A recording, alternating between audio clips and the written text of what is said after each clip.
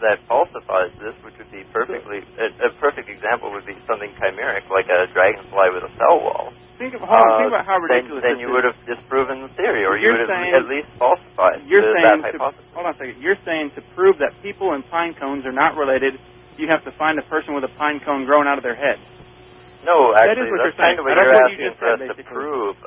No, see, the thing is, if you wanted to prove that a pine cone and a human being are not related, you take the two things they share in common, that they're eukaryotes, and that they have certain cellular and molecular similarities, and then you take that and you form a nested set, and then you violate that nested set, or you find an example of something that violates it, which is probably where you were going with the platypus example, expecting me to think that that was a violation of the nested hierarchy. No, I'm curious what it evolved from. A mammal. That's not an answer, did it? You said it had a common ancestor with the dragonfly. It is an answer, actually. You said it had a common ancestor with the dragonfly. Give me an example of something that's half dragonfly, half platypus.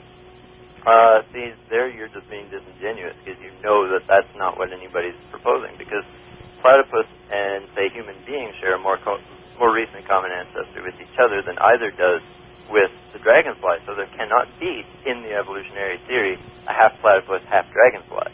So you just don't understand what people are asking. You just don't understand the theory, and you're being disingenuous. Because if you understood it, Kent, you would never ask for a half platypus, half dragonfly, because where the heck did all the other mammals come from? I understand it much better than you realize, and much better than you do. No, actually you don't, because... well, 1 second, Martin. How do you come to the conclusion that two things are related simply because they have similar properties?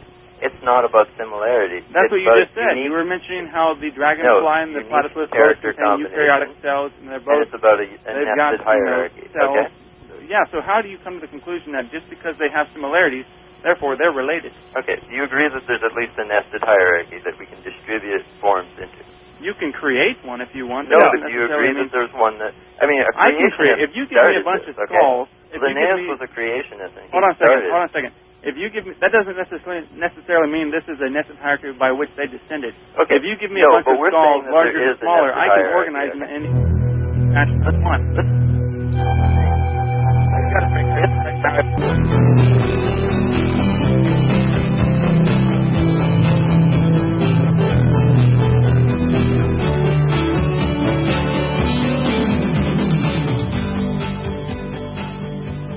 All right, folks. Welcome back to the final segment of the Creation Science Hour. It's April 19th of 05, and this is Kent Hovind and Jonathan Sampson at Creation Science Evangelism. DrDino.com is the website. Dr. Dino Live is the AOL Instant Message screen name if you want to get it. And we have Martin still on the phone, I believe. Right, Martin? Yep, that's right. Good. So you're from Sweden, and you're living in Canada, and you believe... No, I'm from Canada, living in Sweden. Oh, you're from Canada, living in Sweden? Yep. You're calling from Sweden? Yep, I'm actually calling from Linnaeus' hometown. That's got to be 2 in the morning over there. Nope, it's only 1:45. 1:45, okay. Yeah. Missed it by an hour. Well, let's see. So you believe dragonflies and platypus have a common ancestor because they're bilaterally similar? Yes, but it is not a unique common ancestor. This is the important part, okay? It's a common ancestor shared with other things that are triploblastic, multicellular, eukaryotic, bilaterally symmetric organisms. Right. Now, is this what you believe about them having a common ancestor? Is this something? Is this something that can be demonstrated empirically, or just something that can be taken as theoretical? Yeah, I think it can be demonstrated actually. So you don't see that as a religious belief. You see that as a no, I don't, because I don't think things that you can't actually see necessarily require faith any more than I require faith in believing that there are electrons that are right now operating inside my computer, or that there are stars very far that I cannot see. You're using a physical analogy. You wouldn't let me do that a few minutes ago. Because I'm not making an analogy to specific living things. No, I'm not. I'm making an analogy to your argument where you're saying that if I can't see it, then therefore it's not scientific, or that it's faith-based. But that's absolutely ridiculous. That's an anti-scientific statement. Because science, the purpose of science, is to find out about things we cannot see, that we cannot directly observe. That's why we do science, okay? Oh, I agree.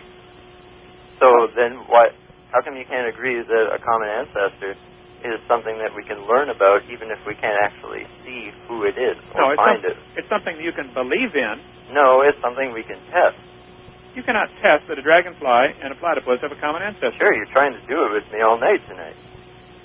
Well, you're trying to test it. I mean, whenever I say something, when I try to demonstrate that there's a nested hierarchy, you try to bust it down. That's testing it. Well, okay, let's test my hierarchy then.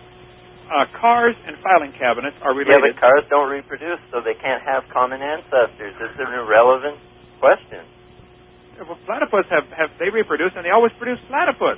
That's so stupid, Kent. I'm sorry, but you believe you just made that up to get around my point. I mean, no. That's absolutely hilarious. I'm correct. Platypus have always, as far as anybody knows, produced platypus. Yep, that's right. Well, let's take dogs, which people are more familiar with. Oh, yeah, you got to use dogs. Okay, well, people are more familiar with that. Yeah. There have been selective breeding of dogs going on for thousands of years. Sure. We've developed a wide range of strange-looking ones, from the Chihuahua to the Great Dane. Yep.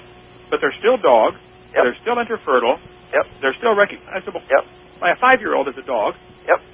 And yet you believe the dog, somewhere in the past, long ago and far away, was something akin to a dragonfly or a platypus or an amoeba. It's not akin to, if by which you mean looked like a platypus or looked descended like from. a dog. You believe it descended from something that was common ancestor to all these living things. Right. Right there is where you jump way out of science and into faith. Nope. I'm sorry, that's not true, actually, because I can test that.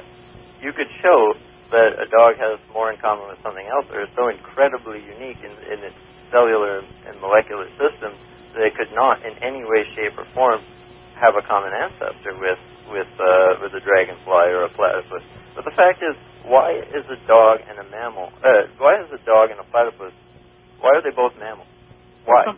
For what reason are they both mammals? What forces the Creator to make them both mammals? You told me you're in Linnaeus' hometown. Yep. Okay. He's the one that set up our classification system. Yep.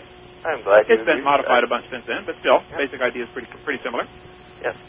We could classify things all we wanted. Not really, actually, because he was pretty certain that there was a natural order to things that he was determining. Okay, and this is something we tend to agree with today. What? Right. Was Linnaeus a pretty smart scientist? Yeah, he was a pretty clever guy. Did he believe in creation? Yeah, he sure did. Okay, why don't you? Because I don't think there's anything to support it. So you think he was wrong?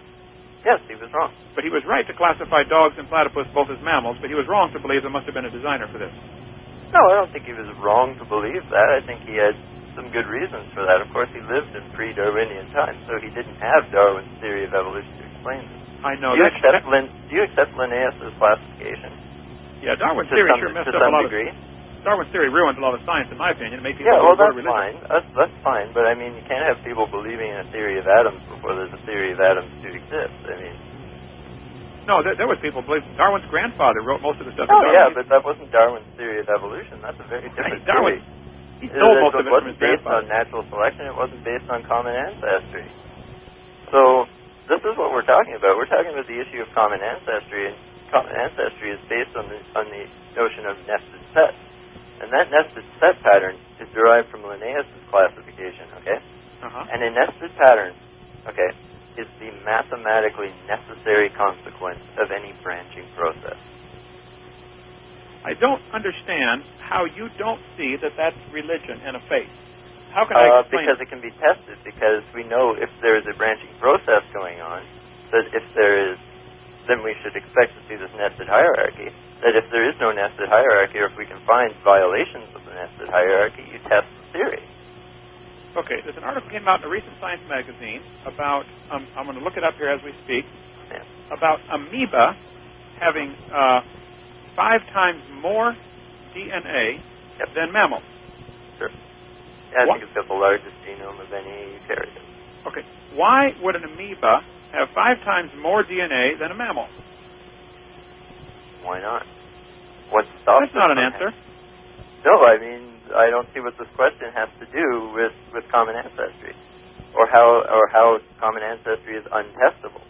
You're just dragging the point off, trying to get me to explain genomics, and I'm not trying to explain genomics. I'm trying to explain common ancestry to you and why scientists think it's actually a credible